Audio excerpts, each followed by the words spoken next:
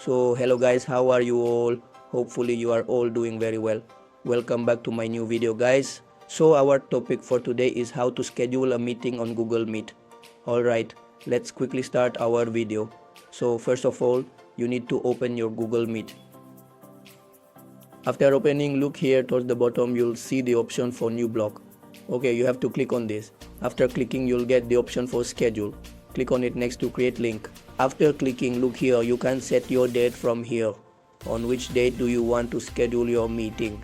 I set the date here. You can set the time here as well, whatever time you want. Alright, so AM or PM as you wish.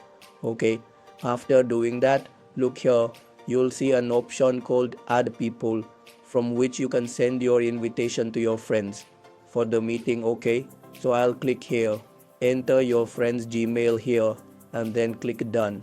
Okay, and look here, if you click on 30 minutes before notification, then those emails where you set the invitation will receive the notification after 30 minutes. Alright, you can set the default color. You can also set the description here. Okay, after doing it, simply save it. Alright, so you can set up your schedule like this. Friends, if you are enjoying our video, please like, subscribe and share. Bye for now.